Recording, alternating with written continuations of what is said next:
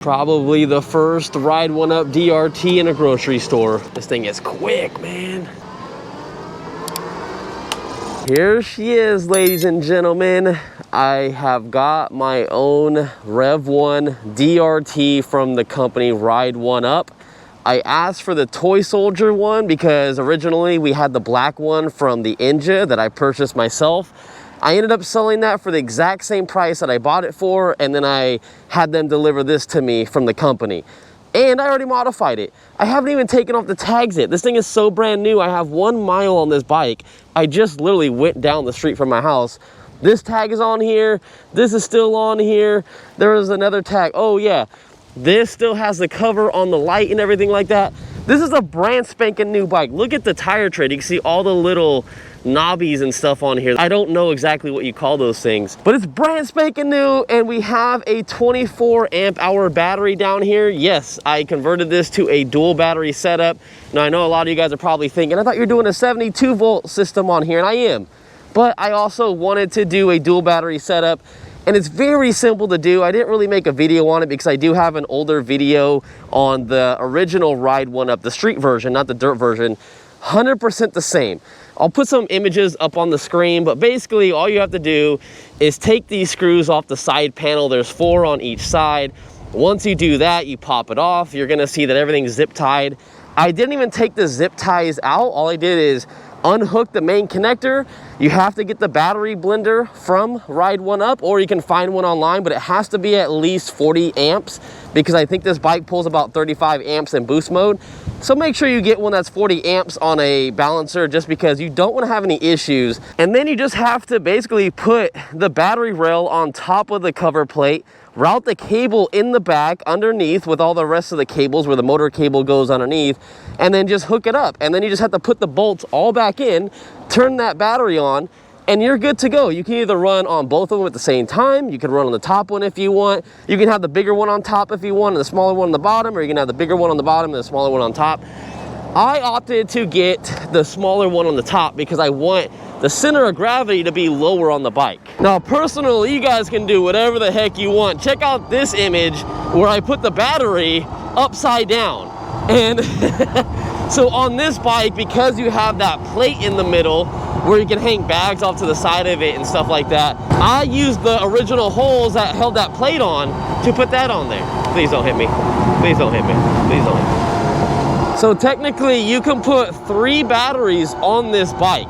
Now you can't put 2 20 amp hour batteries on it, but you could do 2 15 amp hour batteries, which gives you 30 on the bottom and 20 on the top. Someone had already done it on Facebook. They sent me pictures of it and stuff like that. And I thought that was pretty cool. That might be a little bit of extra weight compared to what I have right now because you have 2 casings, 2 extra battery rails and all that kind of stuff. So 3 batteries is probably a lot more heavier than 2 batteries, but it's still better than 24 plus 20, which is 44 amp hours. You get 50 amp hours of doing the triple battery setup. I just thought that was kind of cool. If you wanted to go that route, you can. It's your own bike, do what you want. But anyways, enough of that. And let's actually just have fun and ride this bike. And I gotta say, with both batteries on here, the voltage sag does not drop that low. And it's really good, and it holds the top speed for a long time. I'm getting 37 miles an hour, and I did not mean to hit that button. Let me fix this real quick for you guys. All right, let me start that again so you guys can see. Hopefully you guys can see my phone on there. But yeah, I'm noticing that the top speed is staying up there a lot longer than when I had the single battery on here. That's what's awesome about having like a dual battery setup. A lot of people on bikes out today. I actually have more fun riding this thing than the Go e-bike, and I know you guys are gonna trip out when I say that, and I'm just keeping it real, and I just ran over a damn plastic bag. God damn it!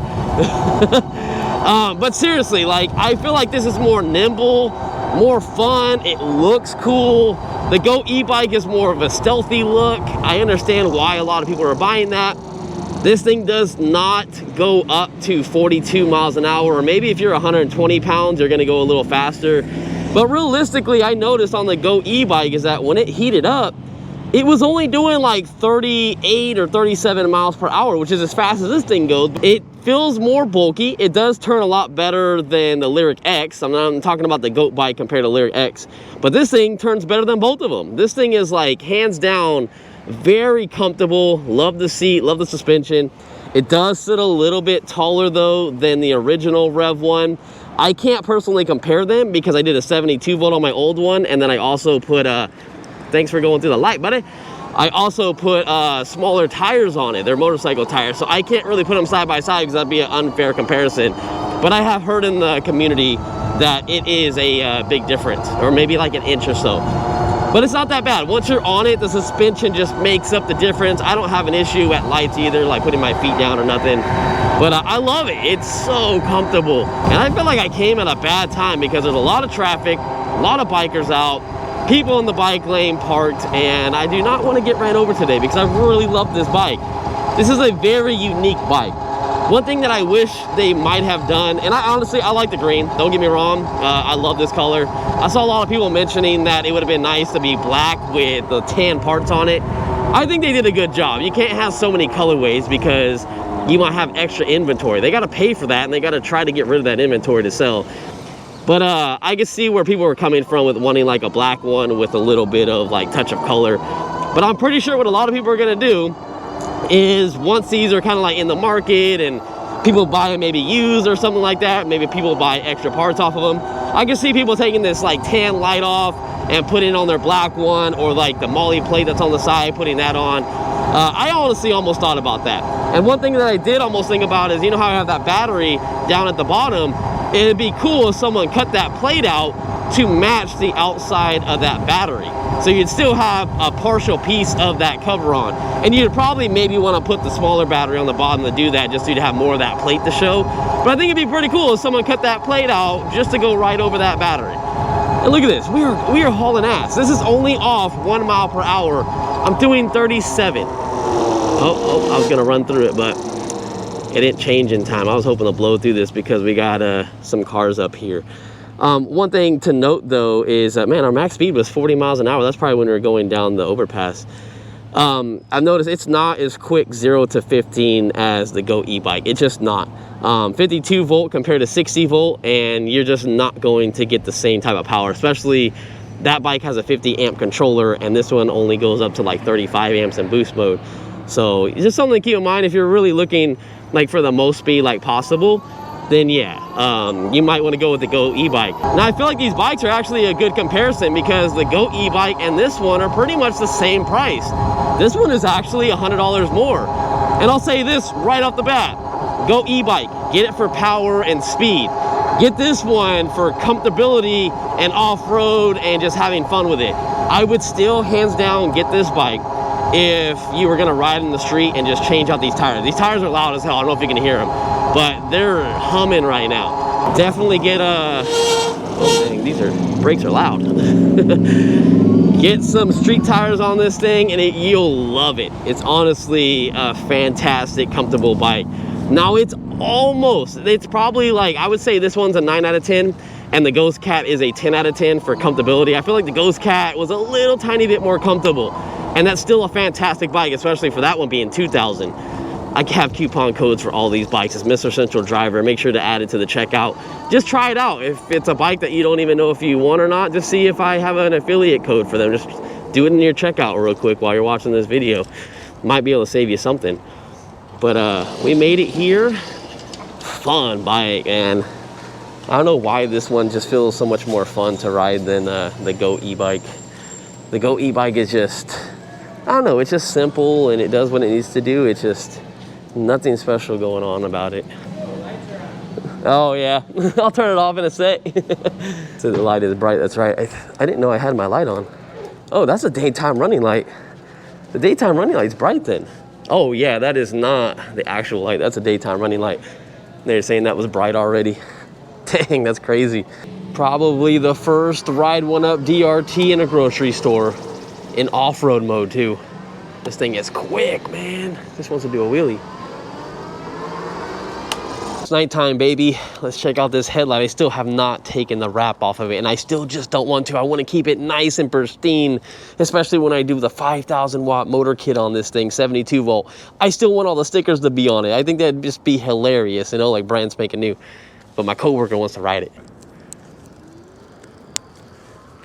There he goes on my Ride1up DRT, baby. How many of you guys have ordered one and are waiting for one? Because I have made a few sales on these things. Now, the website doesn't tell me the exact sales if it's a DRT or the street model, but I know a lot of people are waiting for these bikes, but I've seen a lot of people getting them in lately. Yeah, man, I like this thing. He said he likes this thing. It's honestly such a fun bike. I know people are talking about the Go e-bike and stuff like that, but this bike is just, it's unique, it's different, it's lightweight, it's quick.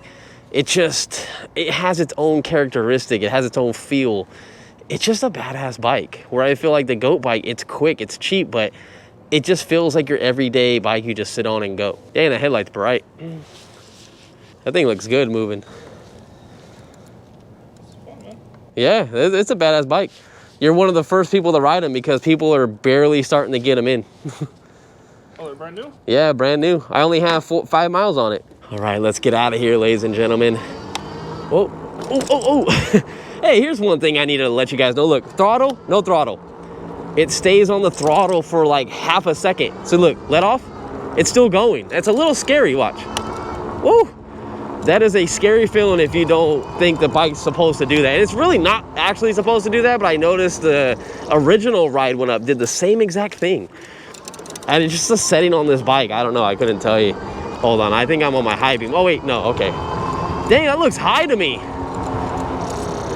I have to figure out a way to adjust this light because it just feels like it's way too up in the air, and I'm gonna go through it real quick. Well, that's kind of cool though. There you have it. My coworker, that he's not like a newbie on bikes. He has his own bike. It's a Rad Power e-bike. It only has like a 14 amp hour battery, I believe, and it only goes like 20 miles an hour, right?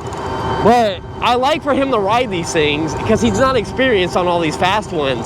And he actually said he really liked this one. He still wanted to continue riding it, but he had to go clock in for work. So that just goes to show you how nice this bike is. And I really wish he would have rode the Goat e-bike to see what his feeling was on that. But I'm telling you guys, it's just a unique bike. It's so fun. But yeah, damn, I really need to figure out how to adjust this light because, yeah, that's, okay, first off, that's way too high. I can see way in the trees, and that's just not right.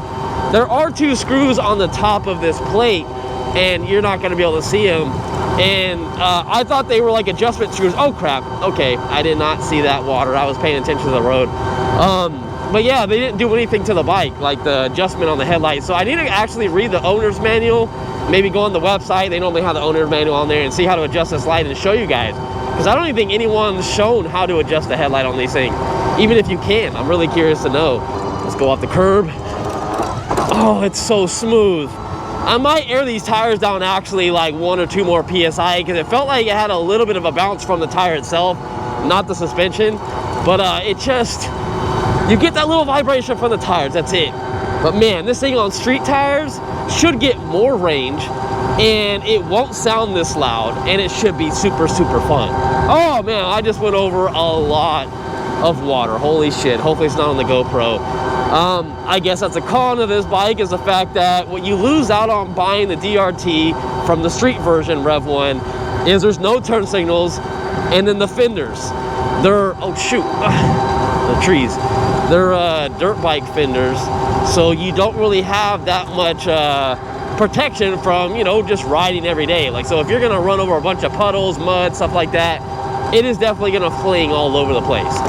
But I gotta say, the fenders do look cool, but it's really not gonna protect you from a lot of stuff out there. Can I go? Can I go? Can I go? Yeah, let's go. One thing I noticed when I got my first one, when I bought it off the Inja, was that these tires make it feel like it's flat, especially if you ride on the dirt. It just feels like the tire has low PSI because it's just the tread pattern. Again, I think the biggest con I'm just going back to is the tires. I don't think I have any other con about this bike. I'm just blown away by the performance, you know, and I have links and everything like that for these bikes. I would really appreciate it, you know, trying to get the next one that they come out with. I don't know what they would do. I don't really know if they can top this one unless they put out a faster one, but I don't even know if they'll put out a faster one because there's all these laws and stuff. And I know e-bikes are gonna get expensive now. If you guys didn't know, the new tariffs are basically the import tax for e-bikes coming into the United States. They're gonna be killer now, so they're gonna start charging us a lot more for these bikes. They're basically just gonna pass on the expenses to us, like the e-bike purchasers, or God damn it, I can't say that word. Oh, at the end of the day, I'm having fun out here. Don't make fun of me, all right? I know someone's gonna make a comment about that. Can I go through it? Can I go? Yep, we out. What the hell is over here? Someone lost like a strap or something. They were probably holding something in their truck. Oh man, so it looks like I went down 1 battery bar, and this whole trip in total is 9 miles. So that's not terribly bad. I really think you'll get about 20 to 25 miles of range out of this thing. The Ninja did a range test, and he's a bigger guy than me. I want to say he's a little tiny bit heavier than me, maybe like 180. I'm not exactly sure, but I know we're around the same weight. And he got 26 miles of range, and I think the battery was flashing. He said it was done. He didn't want to push it anymore. So once you hit 20 miles, you better know that you're like close to your house or close to charging this thing, because realistically, I think someone that's 150 to 180 pounds is really going to get 20 to 25 miles of range out of this thing. It really depends on where you're riding and the hills and stuff like that. No hills around here other than some overpasses for me, so I'm cool with that. Let's get out of here. Little vibration and a little bit of a jumpy hesitation start, I've noticed. Not a big deal though. I'm okay with it. I've gotten used to it, and I love this bike, man. I love this bike. And what am I talking about the range? I just realized that I have 2 batteries on here, so of course my range is going to be way better. So since I have that 24 amp hour battery up down there, and then the 20 amp hour up here, that's 44 amp hours in total. I think personally my setup should get around 45 to 50 miles of range for that same type of rider height and weight. Just keep in mind though, if you are a slightly heavier person, that you're going to get less range than me. But if you're lighter, you're definitely going to get way better range. And I can't tell if there's a car behind me or not. I think there is. I'm not trying to die. I don't normally take this street because there is no actual bike lane. It kind of sucks. But yeah, we're just going to deal with it and pray that no one hits me, because people have gotten hit here lately and scares the heck out of me. So go around me, please. Go around me while all these gnats just hit me in the face. Somehow, I got a gnat in my mouth by talking. God dang it. Oh, and if I haven't mentioned, pedaling on this bike, it's pretty nice actually, because the seat is not super wide. It barely ever so like grazes my inner thigh, but it's not a big deal whatsoever. It's nothing like the GOAT e-bike, which the GOAT e-bike isn't that bad because the GOAT e-bike seat kind of tapers. And I'm talking about the 3-seater one, the one that's a V2. The Lyric Cycle Graffiti X, that has a wide seat, so it's so comfortable to sit on for me. But pedaling it, because it's so wide, it doesn't feel that comfortable. It really rubs up against you. I was really hoping my buddy was gonna be here with me to ride this bike and give his impressions, because he's just riding these things like an average person, just kind of getting to check them out and test them out, because it's an unbiased person on my channel reviewing the bike instead of me reviewing the bike. And you guys might think that I'm just trying to push sales on them, which I really don't care. I don't do that. I want to sell tons of bikes because I make more money doing that, but I'm not going to tell you to buy something if it's garbage, you know what I mean? Like, at the end of the day, if I don't really think it's worth it, I might just say, hey, if you saw the pros and cons, you make the decision. Coupon codes down in the description. Same thing with this bike, and everything will be down in the description if you want to buy one. I love it. I want to do another ride on this thing. Maybe I won't even charge it, because it says I have 10 miles on here, and ever since I put the dual battery setup on here, I actually have 9 miles on it. So we just, whatever we have on this bike, if I don't charge it, we just got to take away 1 mile and we're good. But yeah, so 9 miles, 4.5 going to work, 4.5 coming back, and I went down 1 battery bar. I think we'll be pretty good on everything on this bike for a while. I need to adjust the kickstand too, because the bike sits too far up. So if a gust of wind comes by, it's probably going to knock it over. It was leaning way too far, and then I adjusted the kickstand, and now it's just way too straight up. So that's my bad. It actually comes way hunched over. I thought it was going to fall over. It was too low. But fun bike nonetheless, guys. Again, everything's down in the description. You guys are true VPs. I'll see you guys in the next one. I got to jump in my car and go edit some footage right now. Probably upload this one also to my computer so we can start working on the video for this. So fun bike, guys. I think you'll love it.